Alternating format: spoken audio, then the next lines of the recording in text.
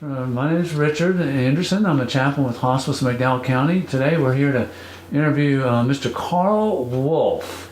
And so we've got that out of the way. And your name is Carl Wolfe, right? Yes, sir. Okay. And Carl, when and where were you born? I was born in west central Ohio, about 30 miles due north of Dayton, Ohio, in a little community. It was an Amish community, Okay. although we were not Amish. Okay. But Dad rented a farm, and I was born on a farm at home without a doctor. Okay. But I survived. And what's your birthday, Carl? 3/18/16. Wow, so you're over 100 years old. I was 100 years old. A year and a week ago, Friday. Okay. Wow. So tell us, you mentioned the community in Ohio. Tell us about your family. What was that like? And what are they like? Well, I was born 2 years before World War I ended. I don't remember it, but that's how long ago it has been. Okay. Dad and Mom, it was Depression days, but we had no money. Okay. And we lived on a farm, which was a blessing. We raised our own produce, our own meat, and Dad farmed it with horses. Okay. Back then, of course, you had no tractors, and they were really hardworking people. We had no electronics. I'll take it back. We had a radio, but we couldn't afford 2 batteries. Okay. So when we wanted to use the radio, we had to go out and get the old the battery out of the old Ford truck and bring it in the house, hook the radio up, and that's the way we could listen to the outside world. So, Carl, how many children were there in your family? There was 6 siblings. Okay. I had 2 older brothers. I had 1 younger brother and 2 younger sisters. Okay. And how my dad and mom raised 6 kids, I don't know. As I look back, I just marveled at how they did it. They were real loving parents, very strict. If they told you to do something, by God, you better do it. Okay. Because if you didn't, Dad had a belt. Didn't use it often, but and when he did, he dropped your drawers on the raw meat. Okay. And it didn't hurt you physically, really, but it made you feel about that big. We lived in a farmhouse. You know, back in those days, most farmhouses were 2-story, and they were heated by what we called a base burner. And you usually had kindling to start the fire, throw a log on it, and after you got that going, then you'd throw coal on it. And that was your heating. And one of my brothers and I slept together in the bed upstairs. And I don't know whether you realize how cold the winters were in central Ohio, but and a lot of snow. And the old windows in the house didn't fit very well. And I can remember the snow would sift in on the windowsill. You'd brush it off. And we had no heat up there. So it was pretty rugged.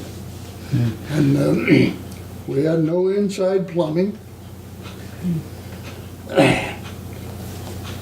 You made the trip out the backyard. Okay. It was pretty chilly out there. And you had no toilet tissue. No Sears and Roebuck catalog. Those were rugged days, but as you look back, they really were good days. Because you didn't depend on that idiot box sitting there. You conversed with people. And I can remember that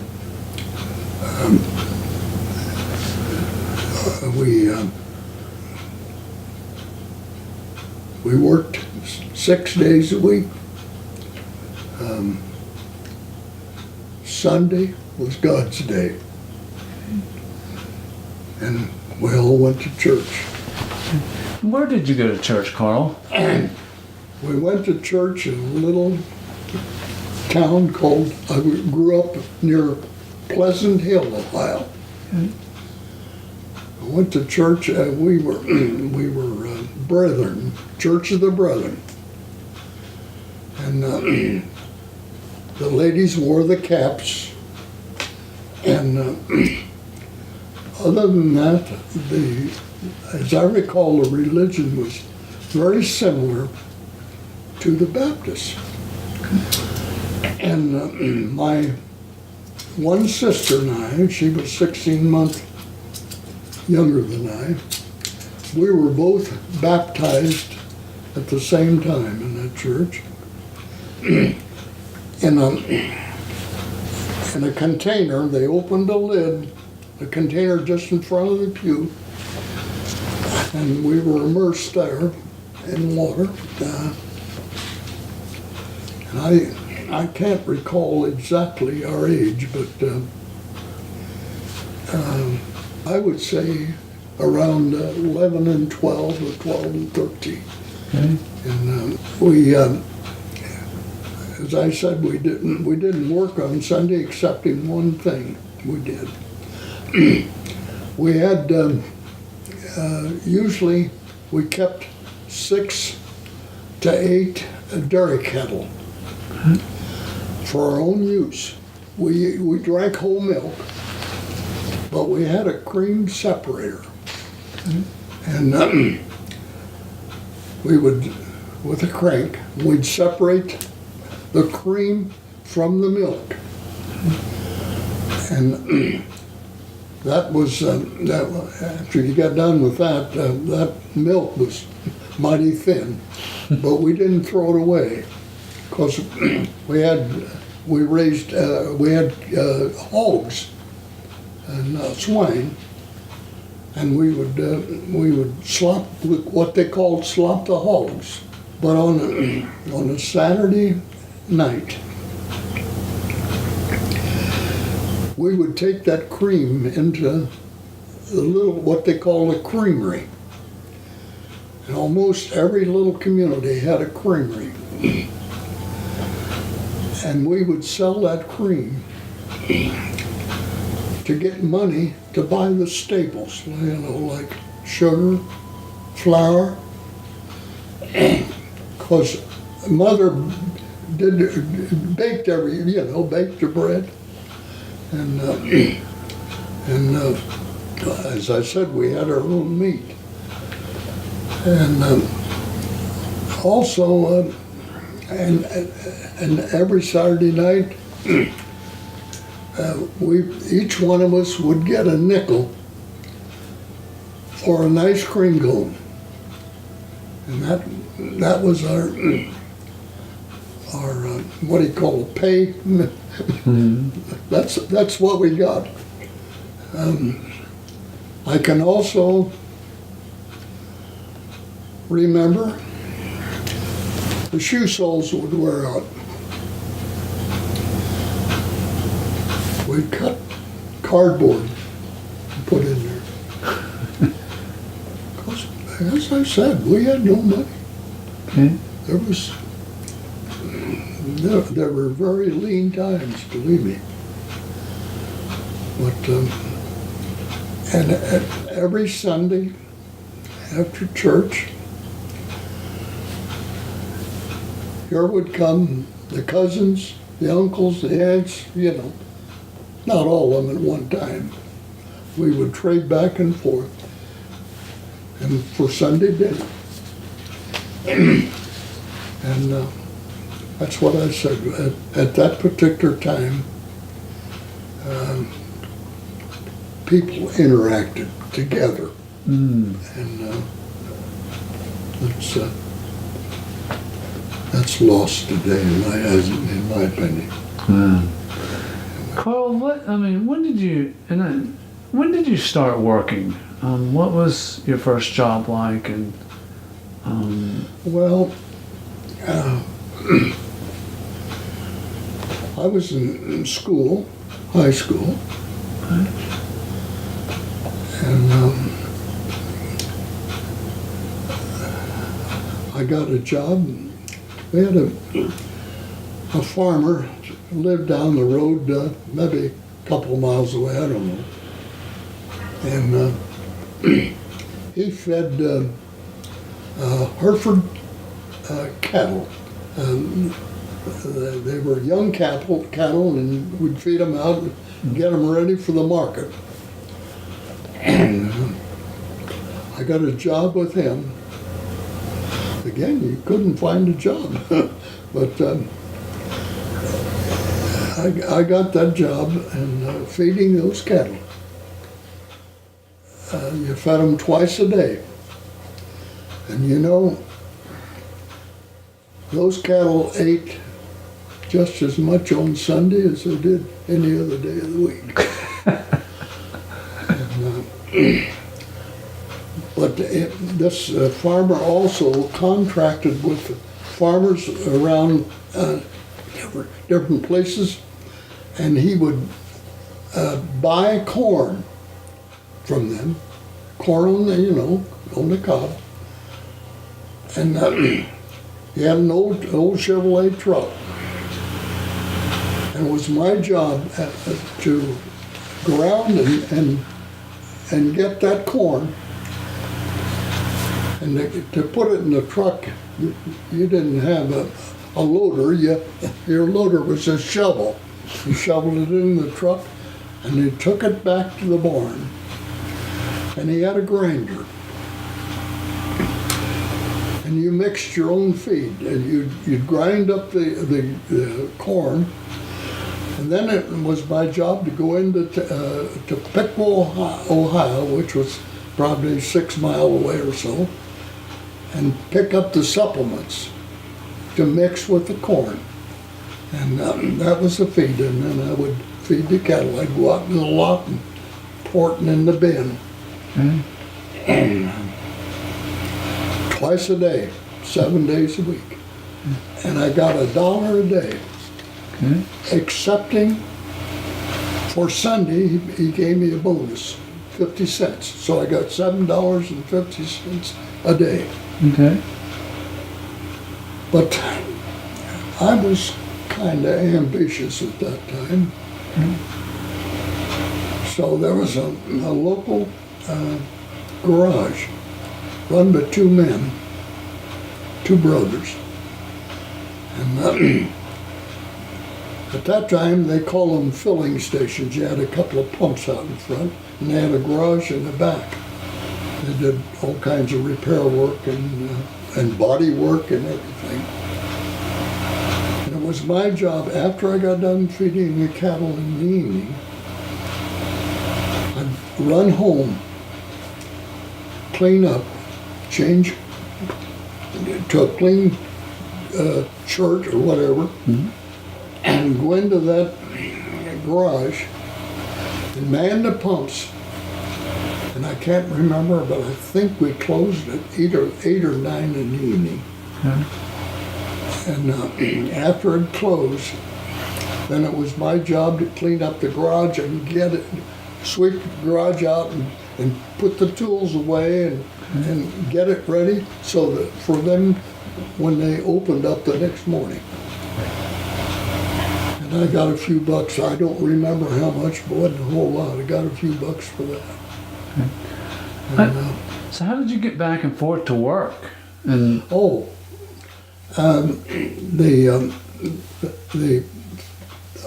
the farm that where I fed the cattle,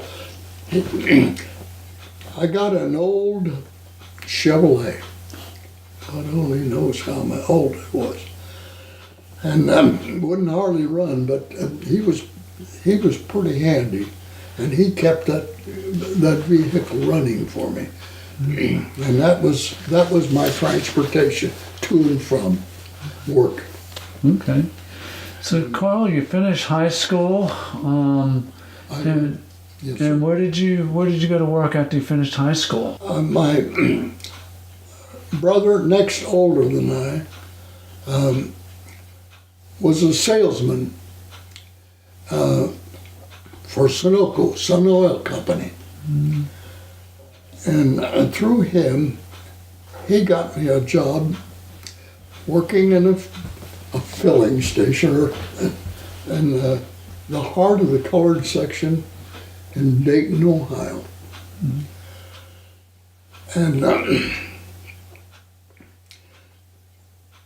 the two of us ran that service station, and we would alternate. Like I would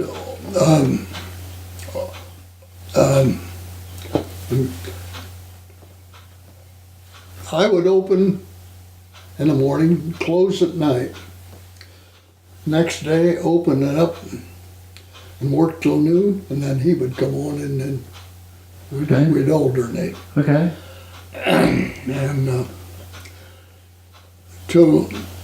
And we lubricated cars, and at that time,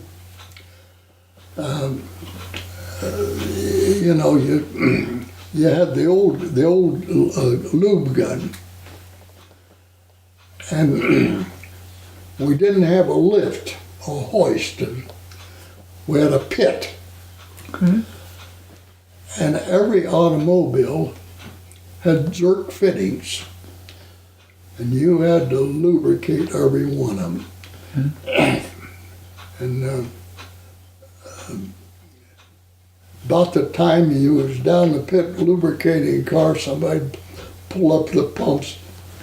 Up you'd go, and you'd bump your head every once in a while, but that's all right. It didn't hurt. And take care of the customer there, and then back down again. Okay. And that went on all day, but we were young, we could take it. How long did you do that, Carl?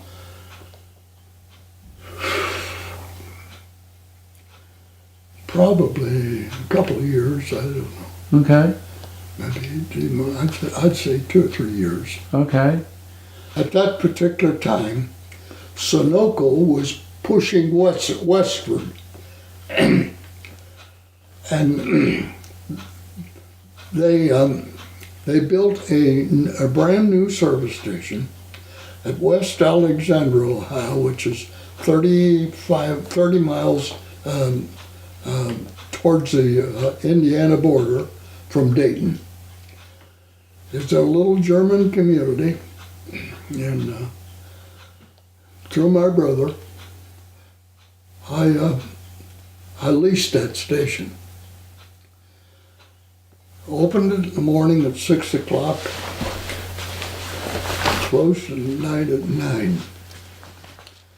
I couldn't afford any. I had to build a clientele And as I said, it's a little German town. I knew no one, but I had to make myself acquainted through service. And my wife would carry my meals to me, lunch and supper. And how old were you when you got married, Carl? Not old enough. We were kids, young. Okay. We were pretty young. Around 2021. So you're working in the service stations. You've got this new one that you're working. You're building clientele up. There was a hardware salesman out of Dayton, and he traveled Route 35 over into Indiana, Richmond, Indiana, and Indianapolis. That was his clientele over there. Mm-hmm. And he traveled that road all the time. And he got to stopping and filling up with gasoline. And we got acquainted. And finally, I got to servicing his car for him. And this went on for quite a while. And one time he said, Carl, you got a business started here. He said, did you ever think about selling? And my God, after all that time and all those hours, that was sweet music to me.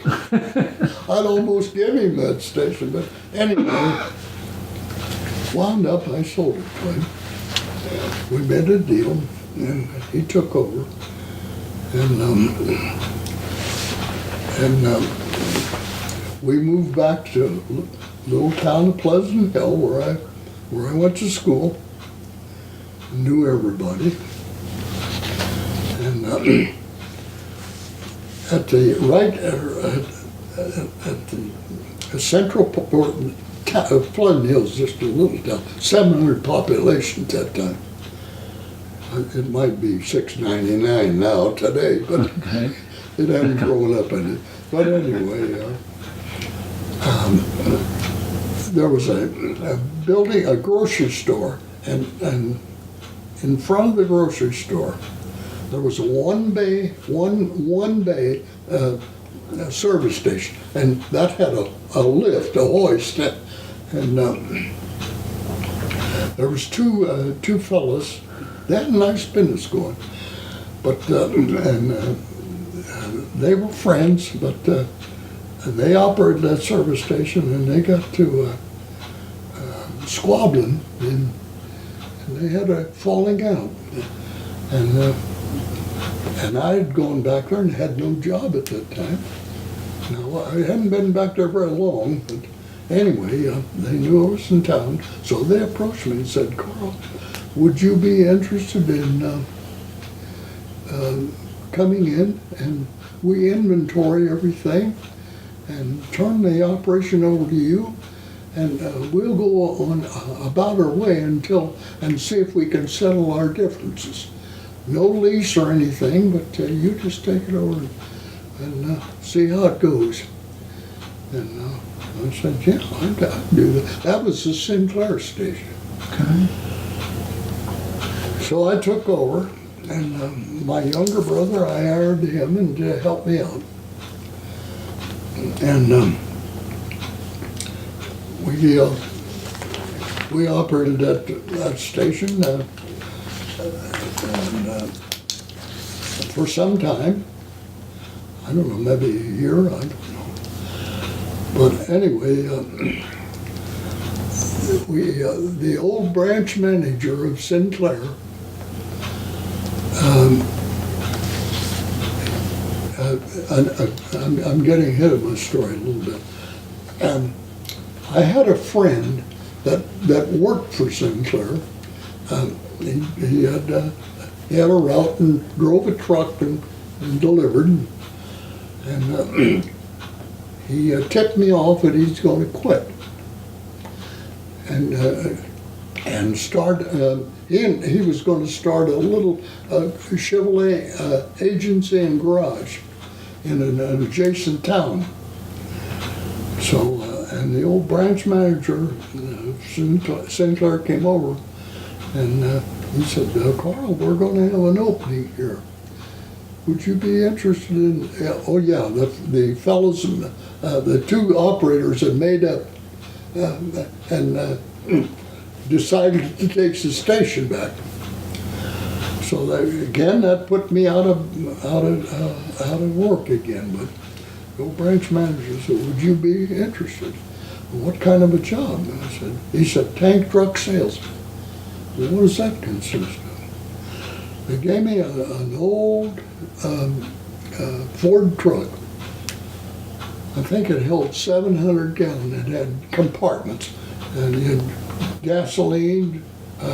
There was 2 grades of gasoline, and then you had heating oil for the people that heated their homes. And he said, you go out and solicit business and make deliveries and so forth. So I took the job, and at that time they paid me $90 a month, and you worked 6 days, and sometimes we had to work on the Lord's Day. If somebody was out, and you had to go fill them up, and you had no pumper. Everything was a 5-gallon bucket, and you had the spigots coming out of the back of the truck. You fill the bucket, do it the hard way. And winter, summer, any day, rain, shine. But those are rugged days, believe me. You climbed a few ladders to fill some of those tanks, didn't you? You delivered fuel oil to the clientele, you know, the farmers, and they'd have a space heater, and they got smart, and their fuel oil containers, they elevated them. Why? So they could have gravity feed into their container. But that meant to fill their container, I'd have to get a step stool or go up on a step ladder and fill those tanks. And didn't hurt anybody. Okay, we got the job done. But I don't know how long I did it, for quite a while. And I made up my mind, that's not the way I want to make a living. But I like the oil business. So we had a plant foreman that he did the rerouting, the routing of the drivers and bookwork and so forth. And hey, that looked a whole lot easier than what I was doing. So I studied his job, and he got transferred or retired. I forget what. I believe he retired. And by golly, I got his job. And that kind of started my ascension with Sinclair. And I was doing that for a while, and we had people out at that time. We reported to New York or the Chicago office, and we had one of the people from the office made visits to our plant quite often. And he come around one time and he said to the old branch manager, he said, you know, Cliff, I think you could use a salesman here. Cliff said, I sure could. I said, it's getting pretty rough for me to do everything. He said, well, why don't you put Carl in there? By golly, that's how I got that job. And calling on service stations and calling on factories and selling them lubricants and things like that. And I kind of enjoyed that. Did it for a while, and finally, at that particular time, then we reported to the Columbus office, Columbus, Ohio, and the state manager for Ohio said to Cliff, Snedeker was my boss at the local branch. He said, we got an opening out in southwest Ohio. We'd like to put Carl out there. And they did. I took that job, calling on Cincinnati, Hamilton, all over southwest Ohio. Wow. And again, I don't know how long I was on that job. And old Cliff was getting ready to retire. And at that time we had to fill our tanks at the bulk plant. They had what they called key stop. And they would bring the big tankers around at night. And they had a key to open the gate and get in, and they'd start the pumps and pump and fill our big tanks. And one time they were doing that, and they were almost sure a spark caused a fire, and it blew up the plant. And there were houses on either side and people in them. Thank God nobody got hurt, but it moved. It shifted on the foundation of those houses. That's how violent the blast was. Again, thank God nobody got killed. But anyway, we had no bulk plant.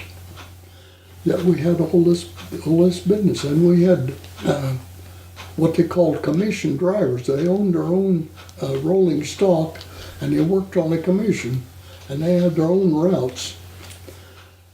So old Cliff he couldn't take it anymore. He was ready to retire anyway, and that broke his heart that his bulk plant was no more.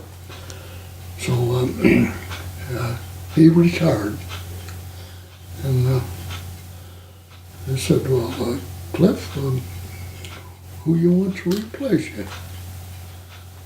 And I said, why don't you put Carl in it? So I became branch manager for Sinclair on. Okay. Carl, when you became branch manager before or after your military service? Oh, this was way before. Okay, good. So now, going ahead a few years, when did you begin your service to the Army? You have your World War II veteran hat on. In October of '43, and I took my basic training in Fort Ord, California. That's near Monterey. My God, they had good fish there. They do. Still do. That's the best seafood I ever had. Most of my basic was there. And then a while before,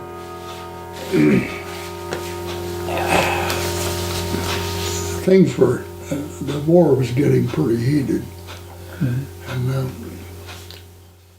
we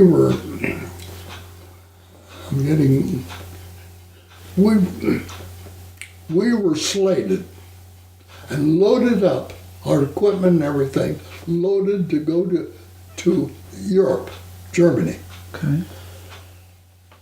And as I said, they loaded the tank car, or not the tank cars, the railroad cars. And at the last minute, they changed orders. We had to unload everything again, and they sent us from Fort Ord to Camp Bowie, Texas, out in the middle of nowhere. Okay. For more training. We trained then, I don't know how many months. It wasn't a year. It was in months. And they loaded us up again and sent us to Seattle, Washington, put us on the ship, boom, over to Hawaii, and then we started island hopping, picking up Armada, and went in for the invasion of Okinawa. Wow. Carl, what were you doing in the Army at this time? What was your job? I was in the Signal Corps, and my job was, I was in the headquarters company, and I had 2 years of what do you call it? School? Well, no, I'll think of it in a minute. Shorthand Okay, yes. and typing. And at that particular time, that was a pretty good profession. Of course, it didn't. Thank God, it didn't last long. But you know, but that was before electronics and so forth. And so that's why they put me in headquarters company. But keep in mind, I don't care what your position or what you did. When you got overseas, you were a soldier, number one. But overseas, I did a lot of work for old Colonel Kerrigan.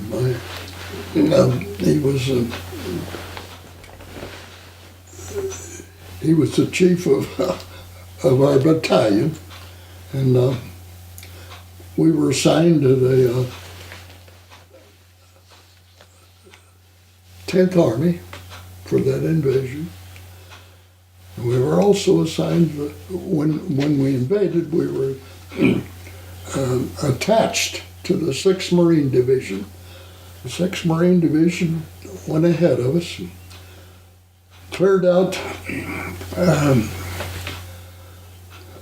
Yantan and Kadena airports.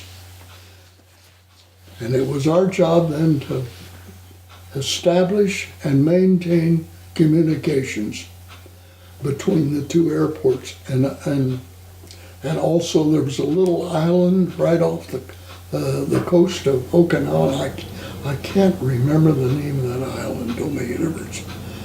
But anyway, that's where Ernie Pyle, who was a famous war correspondent at that time, that's where he got killed. And we lost some of our troops there. They strung wire at the treetops or dug, put in the not posts, but cut a tree down and made a post.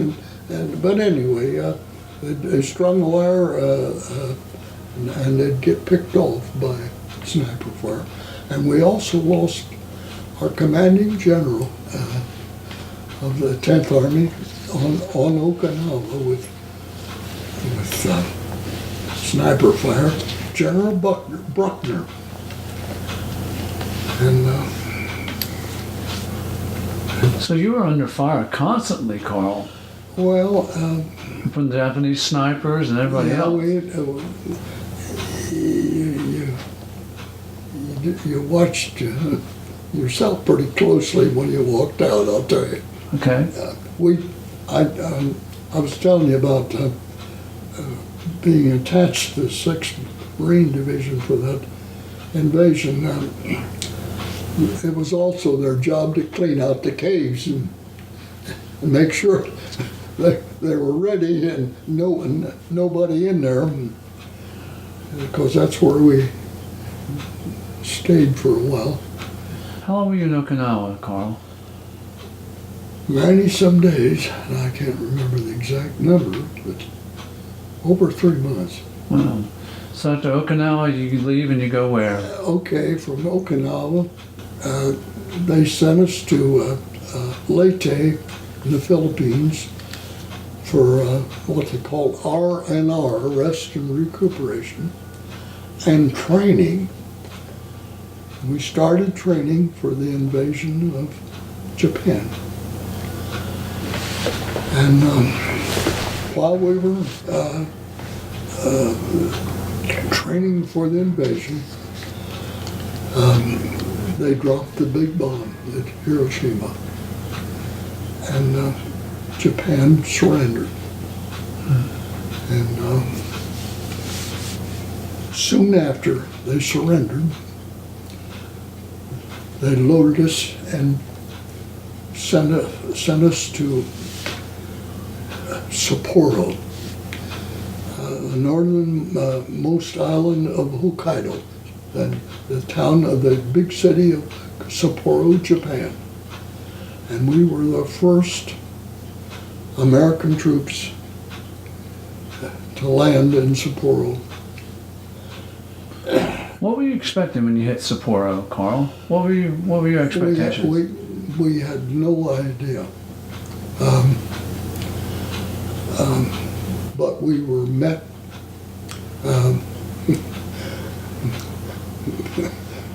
well, they were young Japanese women, and they looked pretty good too. I shouldn't say this, but It's all right. but anyway, we were met with open arms, and say, I can remember emphatically, me Korean, me no Japanese, me love American. But anyway, and it was our job to establish billets for the troops, and we were looking for someone, a front man, to open the doors for us. And we wanted a Japanese who we could communicate with, who could speak English. And lo and behold, who stepped forward but a young Japanese who was an ex-Japanese fighter pilot. And he became our liaison man, and he opened a lot of doors for us. And we took over a Japanese normal school. It was a 3-story, good-sized building, and that became the headquarters for the 82nd Signal Battalion. And that's where we established our headquarters. And we hadn't been in there, let's see, I can't remember the exact month we went in there, but it had to be around November, maybe October, or latter part of October. 1945, wasn't it? It was in 45. We started coming down sick, and we lost some of our people with tremendously high fever, and I got hit real hard. And I'm told, I cannot verify, I'm told that I had a temperature ranging up to 105.8. Wow. I lost weight. I was down to thin skin and bones. But anyway, I was down for a while, but thank God I made it. What kind of fever was it, Carl? Huh? What kind of fever was it? Oh, they treated us for malaria, and at that time they didn't know what it was. Later on they found out it was dengue fever. And I can remember, Richard, I can remember, I was out of my head for I don't know how long, but I can remember I was conscious, and a young Catholic priest, he conferred with me, and I really remember that emphatically. Okay. How he consoled me, Okay. because I was a sick man. So, but now you were sent from Japan to where? Okay. After I snapped out of it, and got my strength back, they sent me to Yokohama, loaded me Japan. on a ship, and sent me back to America, to Camp Atterbury, Indianapolis, and I was discharged in January 3rd or 4th of 46. Okay. So you get discharged in January 1946 after serving your country almost 3 years. And what do you do then? Sinclair held a job open for me, and they made me a branch manager. Then they made me sent me to Rockford. I was in Ohio. Then they sent me to Rockford, Illinois, as a zone manager. Okay.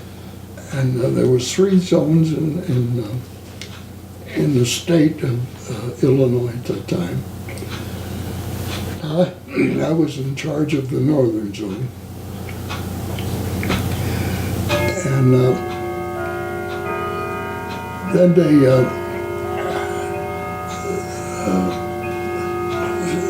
opened up, sent me into Chicago, down with an office down the loop, and I became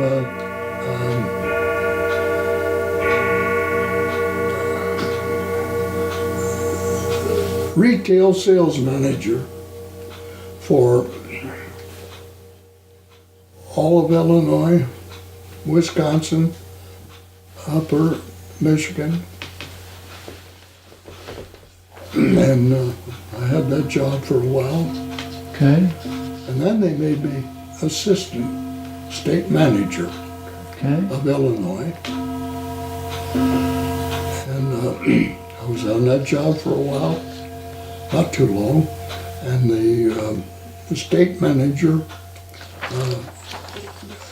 was transferred to somewhere else, Ohio, I think, and they made me state manager of Illinois. Okay. So, And I was there, I think 5-6 years, and they sent me to Brussels, Belgium. so you go to Brussels, Belgium. What are you doing in Belgium? I became the head of the company. Okay. Doing what? Called Sinclair Belgium, Okay. and it was my job to, and you don't do it by yourself. You got to be able to pick the right people, and I was able to pick a young Belgian who he and his father had their own bulk plant and own business. And he knew the business. I picked him as my sales manager, and he was a multilinguist. And in Belgium, they speak two languages. They speak Flemish, French. And he spoke English, of course, Spanish, and Russian.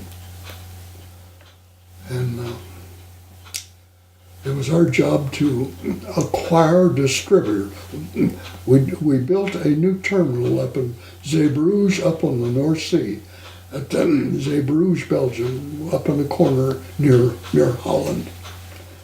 And we had that, but we had no business. So it was our job to acquire distributors.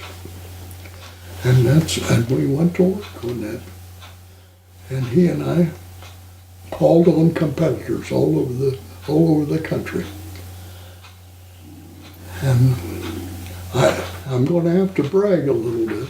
He was instrumental in it, but we called on distributors, and we you know, these little they had their little bulk plants, their own little bins, and their offices were usually almost always in their home, and the dining room table was their office. Okay. And we would call on them early in the morning, and those people over there all liked their scotch, and they all expected you in the morning to have a shot of scotch, you know. And my sales manager would kind of front for me because I couldn't take that.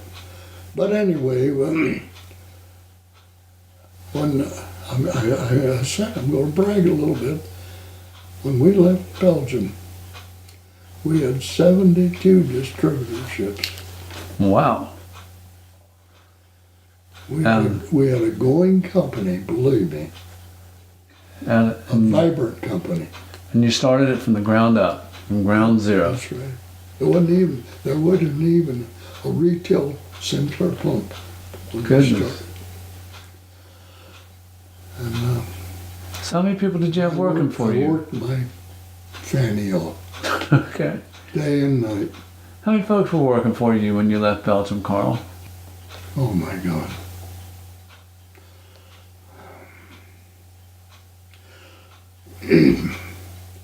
I can't tell you. Okay, probably hundreds, I would Oh, suspect. yeah. So you went from We had one a person. company.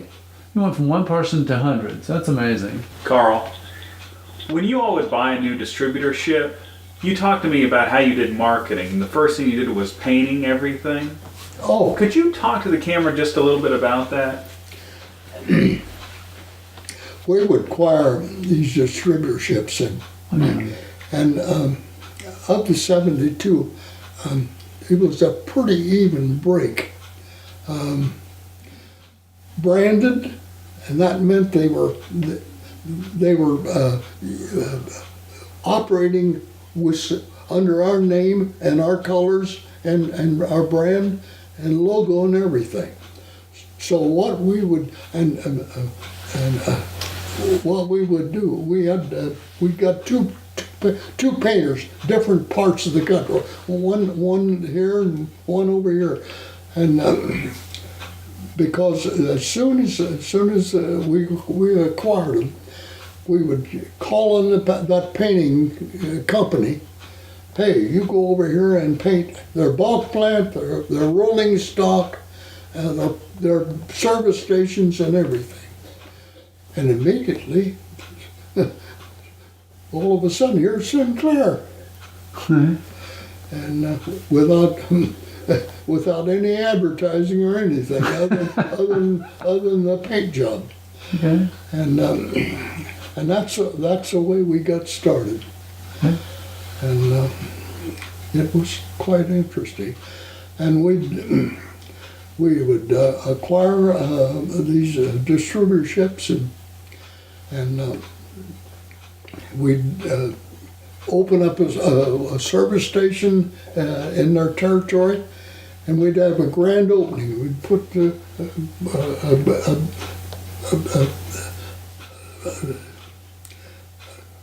how do I want to say it? Quite an enterprise in a small community. And we'd give out gifts and things, you know, and get the clientele to come in there. And that's the way we got started. Wow. But I was young and could take it, but after a while it wore me down. You bought. You didn't have your original gas by Sinclair. You had to get it someplace else, didn't you? We had this huge tank farm,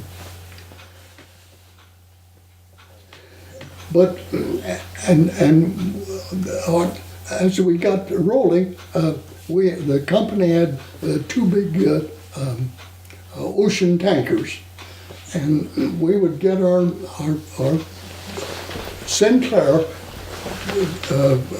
product from Venezuela, our refineries, our own refinery in Venezuela. That's a long haul, and we kept those two ships going, but we still didn't have enough product to supply the trade that we had built up. So we had to buy from competitors, and we had to buy it at a price we could afford to resell and make a profit. Now that's quite a juggling feat, believe me. And but anyway, we bought from Shell, at that time Texaco, wherever we could get it cheap. And we bought their surplus. And it got to the point where we needed more product. And again, I said the sales manager could speak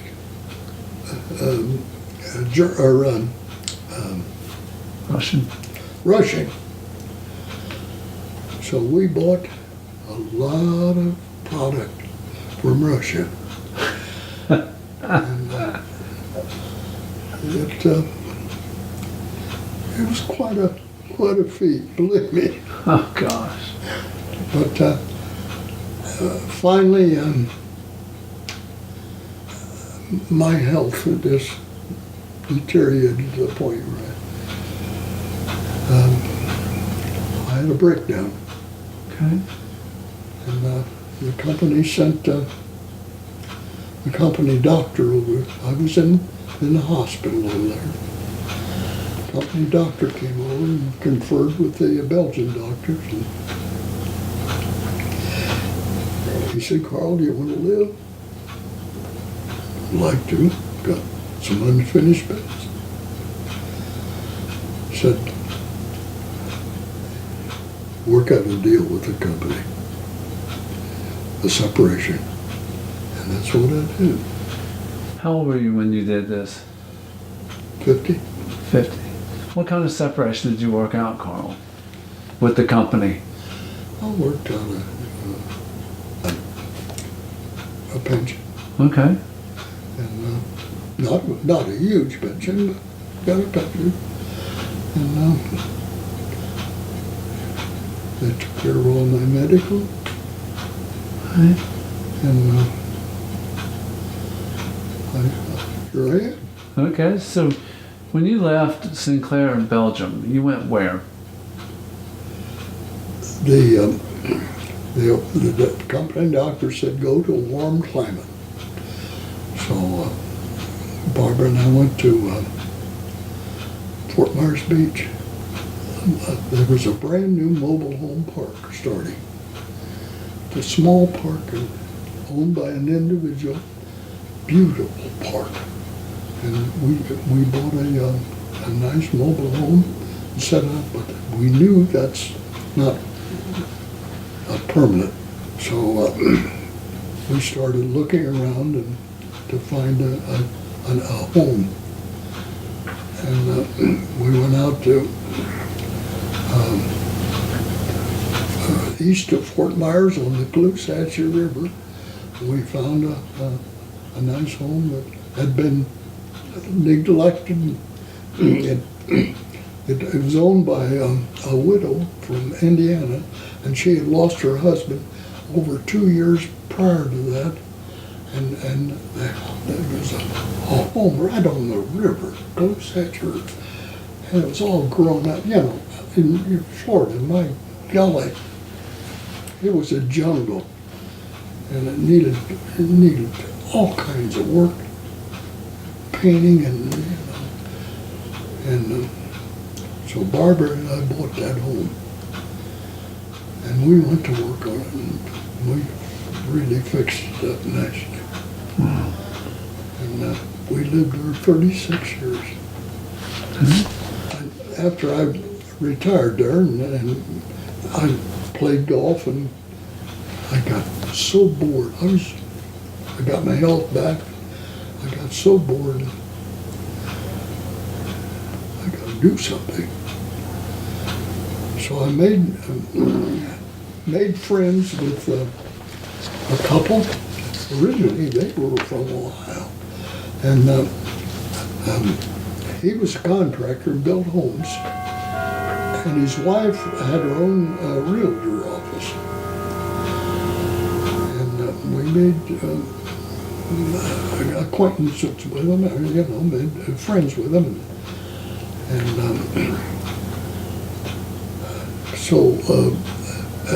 well, prior to that, Barbara and I just get in the car, and they were building, expanding out called East Fort Myers Development. Mm-hmm. And Barbara and I went out there, and we started exploring that area. And we found we'd find a neglected home. Nice location and everything, but it was neglected due to a divorce or somebody died or something. By golly, through this lady realtor, we'd get the information and we'd buy it. And Barbara and I'd go and fix it up, put the shutters out or trim the brushes and bushes and fix it up and get it nice, and we'd rent it for a year and put it on the market and make a buck. Oh, so you flip houses. That's what I should have done started a long time. You were doing it before it was fashionable. Yeah, but anyway, as we did that, I don't know, 3 or 4 of them, and this acquaintance, the contractor, he and I got to talking, and why don't we start building some spec homes in East Fort Myers? And that's what we did. And this was in the, as I recall, early 70s. And we built 6 spec homes. And then all of a sudden, we were rolling along pretty good. And all of a sudden, the bottom started dropping out of things. And I had a couple of bucks, and I was financing these things myself. By golly, I didn't want to eat any homes, so I said, Coke, his nickname was Coke. I said, Coke, I think we better call a halt to this thing and let me liquidate. And that's what I did. We came out of it all right. Okay. And had a great time. I loved it. Okay. And that's kind of where I'm at now. I mean, kind of brings me up to date. Okay. So, well, once a businessman, always a businessman. I loved it. I loved the challenge. Carl, how is the world different today than from when you were growing up in Ohio?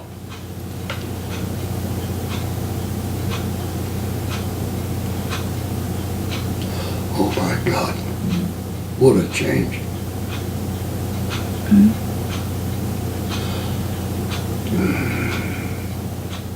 Culture.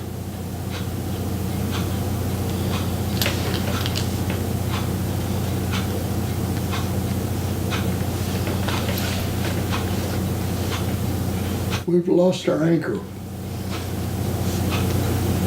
Okay. You know who our anchor is? Okay. It's God. Okay.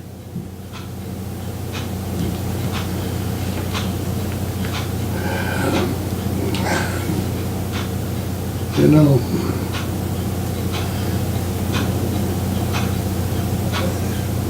if I were to give any advice to young people today, recognize God.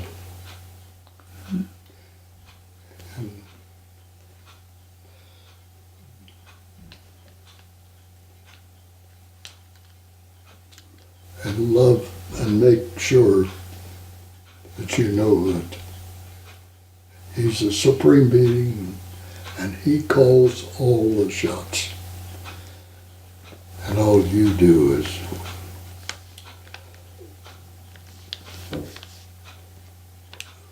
follow His.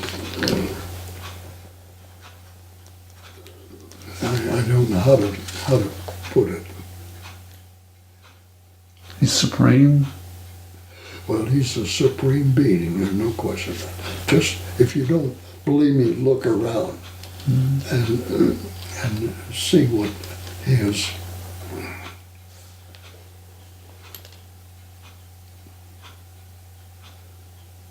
given all of us. There's a word I want to tell you.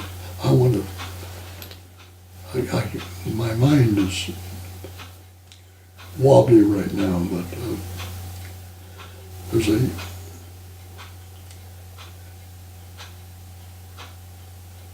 I can't think of it all that. Okay. But it's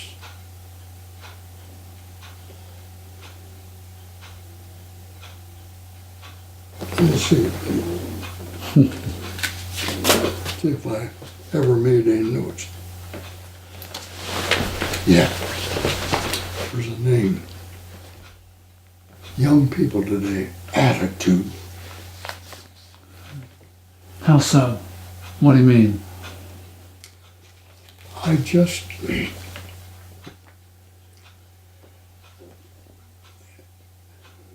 attitude toward your fellow man. Attitude, whatever enterprise you enter into, have the right attitude. I just, maybe I'm wrong, I'm not out circulating anymore, but I just have a feeling that too many of these young people don't have the right attitude. Okay. And whatever you do, whatever your enterprise is,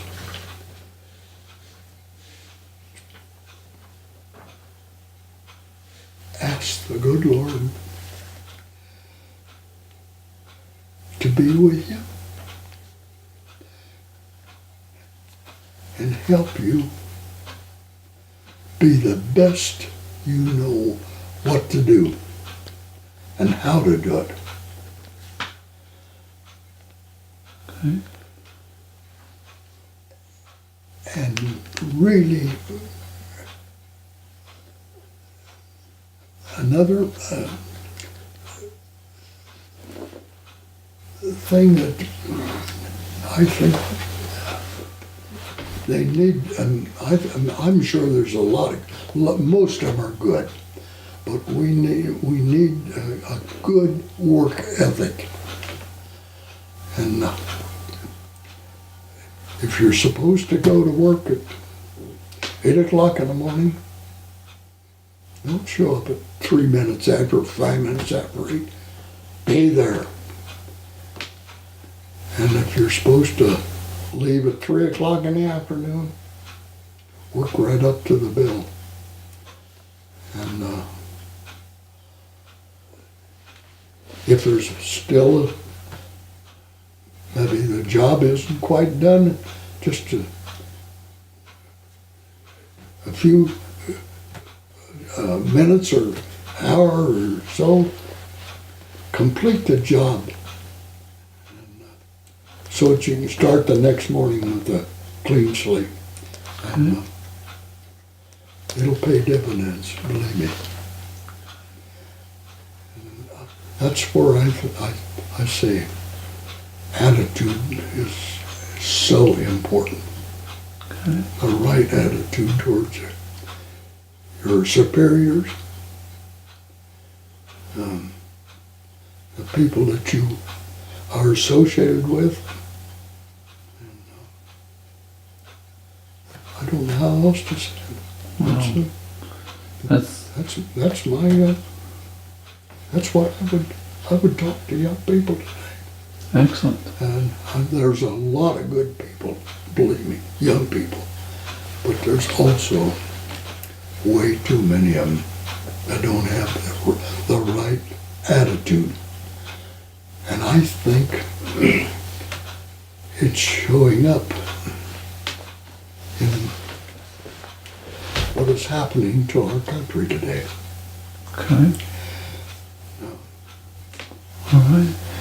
Well, Carl, we really appreciate your time today, and thank you for letting us interview you. You've been a blessing, and I know that when others look at this interview, they'll get a lot out of it. And any parting shots, any parting words before we close this thing down?